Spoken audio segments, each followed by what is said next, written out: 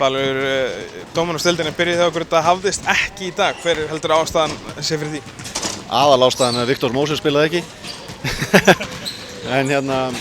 En skal ég segja þér, ég samt ánægður með strákana, þeir spiluðu vel og en þetta var bara aðeins og þungur róður í restina. Við komum aðeins og soft inn í seinni hálfleikinn og hleyptu þeim of fljótt inn í leikinn.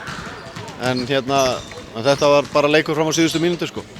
Hann vantar hann að klassíska herslumun, liggur hann einhver leiti kannski í svona reynslun sem Valsarar höfðu hérna á síðustu 2 mínútur? Já, það munar náttúrulega alveg þetta Kana ígildi. Kani á þeim var með 30 eitthvað stig og ég meina, þú veist, hann liðið hjá þeim, ef þú spyr mig. Hann var að búa allt til hjá þeim og Pavel var með einhver 13 stig. Þeir hittu vel, Breysi, Booker var með nokkur skot hérna, en þeir eiga að gera það. Þannig að það ég bara sáttur með mína menn, en ég vil hrekja þennan meiðsladraug í burtu eins fljótt og hægt er. Ég ætla að spyrja það að Viktor Móses ekki með í dag, Orri Hilmars ekki með í dag. Hvernig er staðan á þessum 2 mönnum? Já, Rafn ekki heldur með og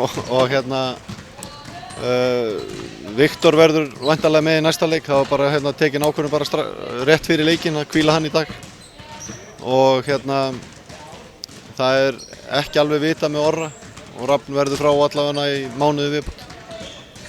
Má samt ekki segja að það gefi ákveðin fyrirheit fyrir ykkur Fjölnismenn þrátt fyrir tap eða eitthvað? Jú, ég bara er spenntur við framhaldinu og auðvitað langaði okkur að vinna í kvöld en það bara hafðist ekki.